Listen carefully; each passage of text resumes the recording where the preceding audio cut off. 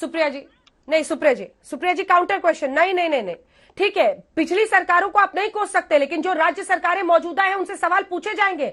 ये दोषारोपण नहीं है, ये जवाबदेही है।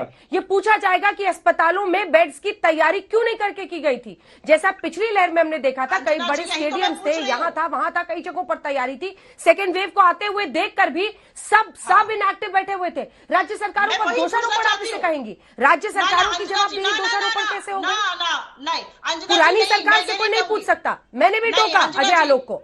अंजना जी, मैं आपसे इसीलिए पूछना चाहती हूँ, एक साल में केंद्र सरकार ने क्या प्रिपरेशन करी? क्या बात जो इंटरनल सर्वे रिपोर्ट थी उस पर क्या आया? इंटरनल सर्वे रिपोर्ट पर मोदी सरकार ने क्या किया? इंटरनल सर्वे रिपोर्ट में सेकंड वेव आने वाली थी, उस सेकंड वेव के आने में क्या प्रिपरेशन थी?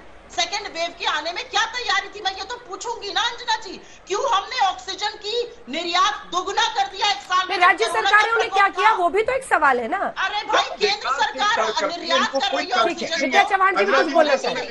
आप इस पर नहीं बोलिएगा अंजना जी।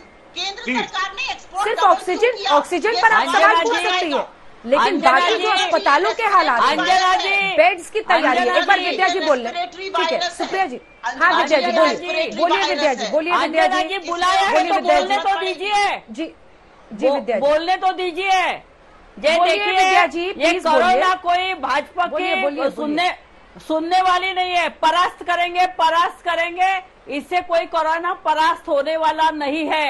उसके लिए अच्छी हेल्थ मैनेजमेंट चाहिए, इसके लिए नियोजन चाहिए, हेल्थ के लिए इंफ्रास्ट्रक्चर चाहिए। और यहाँ पर जो डिक्टेटर बैठे हैं, वो डिक्टेटर जो है ना, वो कुछ नहीं कर रहे। वो बोलते हैं वो 4 महीनों से आप बीच में मत बोलिए।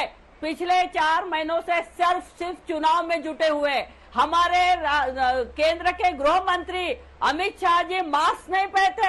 मुझे उनको पूछना है, मास्क नहीं पहनते आप तो लोगों को क्या संदेश दे रहे हैं? पूरे रैली में बंगाल में उन्होंने मास्क नहीं पहनी, ना ही लोगों ने मास्क पहनी।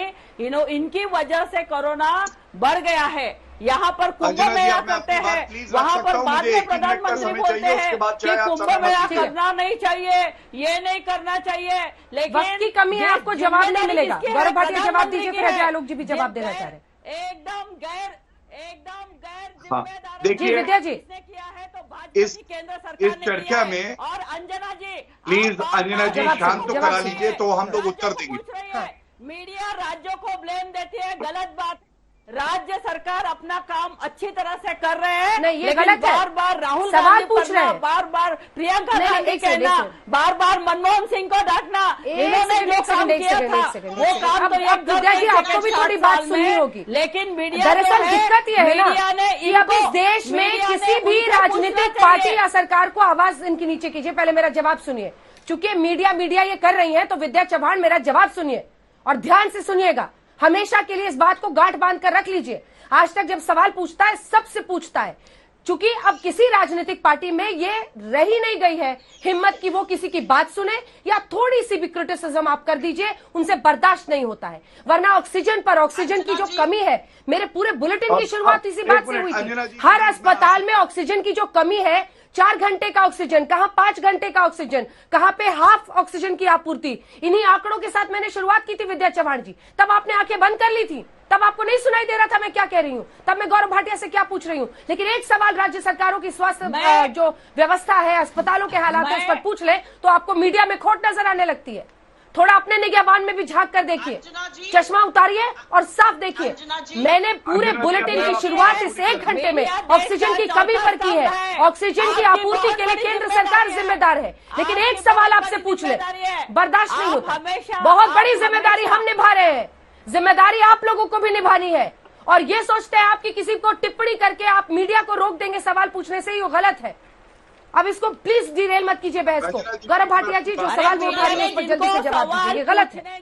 पूरा बुलेटिन 1 घंटे का शो ऑक्सीजन की आपूर्ति पर है। आप लोग चाहते हैं आपके गुणगान करें, जो आपका गुणगान करे वो महान पत्रकार, जो एक सवाल पूछ दे वो आपको फिर गड़बड़ नजर आने लगता है। प्लीज विद्या जी कोरोना पर बात कीजिए, कोरोना पर बात कीजिए। गौरव भाटिया मोदी जी का कीजिए। देखिए अंजना जी, मुझे बड़ा दुख होता है ये कहते हुए, और मैं आपको तथ्यों के साथ अगर कोई बात कर रहा है।